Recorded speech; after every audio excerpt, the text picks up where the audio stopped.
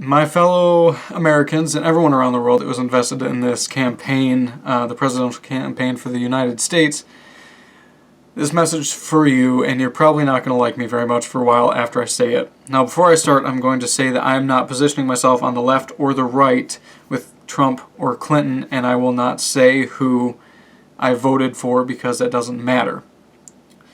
So, on my my Twitter and my Snapchat, I said, God bless the president, and I would have said that if Clinton had won as well, because God bless the president and God bless the United States of America. That is what we were founded on. Now that I say that, though, the fact that Clinton did not win, the fact that Trump did win, I'm astounded that there's so much violence going on over this. So for those of you who are protesting and rioting, frankly, and committing acts of violence and burning the American flag, it is not okay. Because no matter how much you throw your temper tantrum, and I would have said this if Trump had lost to the Trump supporters, no matter how big of a temper tantrum that you throw, it's not going to change anything. You can sign petitions and you can riot the streets and you can do all of this. It's not going to change a thing. Donald J. Trump is our presidential elect, and he will be taking office January 20th. There's nothing to change that. So, for those of you who are holding out hope that Clinton will still win the electoral vote on December 18th and the electorates actually cast their votes, not just the people voting for the electorates to cast their votes. While it is true that roughly 30, give or take a few states, do not require their electorates to vote the way that the people did, it would take Clinton at this point, let's see, Trump has 290 electoral votes, Clinton has 228, and it's looking like Trump is going to win Michigan, which, as of right now, which is Friday the 11th, 3 days after Election Day, Michigan is still not called. But it's leaning Trump, and that's 16 more votes, puts him at 306 electoral votes. Clinton would have to take over 70 votes to win. And if that did happen, if that happens, it goes to Congress, which would then decide who is president. And in that situation, Congress and the Senate are both Republican majorities, would, I assume, elect Donald Trump president. And for those of you who are saying, let's assassinate Trump, one, what's wrong with you? You're talking about taking another human's life, you're talking about committing high treason, and you're talking about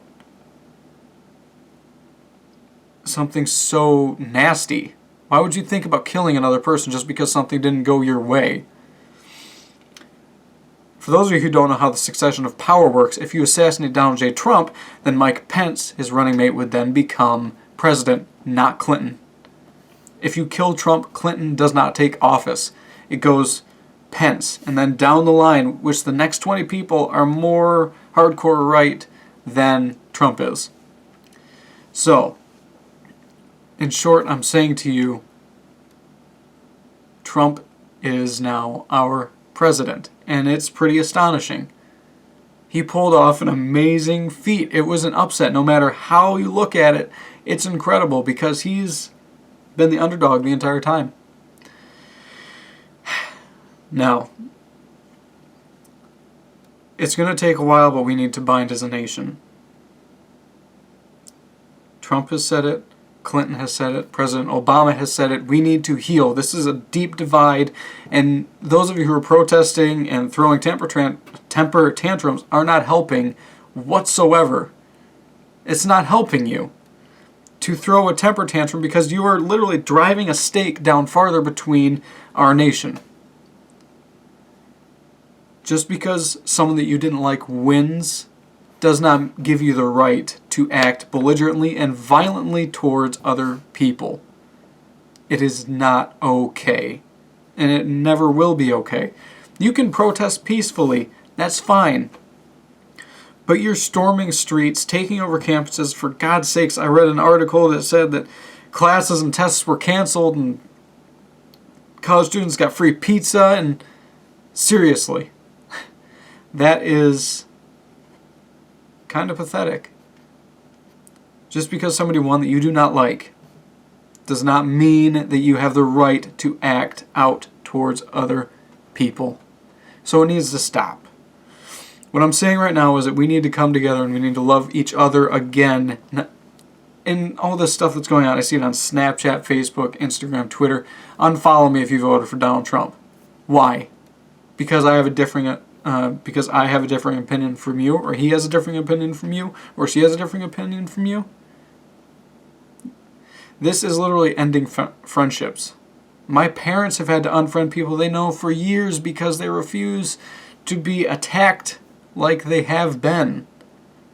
That's crazy. My parents are peace-loving people. They're very good people, and they're being attacked. My dad was called a white supremacist because he, in fact, did vote for Trump.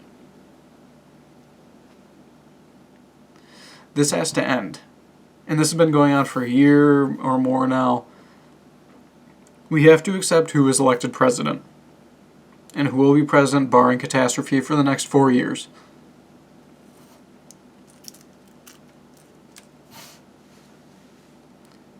We need to stop and love each other again. That's the only way we're going to be able to heal. Nothing's going to change what happened. Just go out and make amends with those that you have alienated because of this. So with that, I will say one more time, God bless the President, and God bless the United States of America. And thank you all so much, and I'll see you next week for my regular scheduled videos.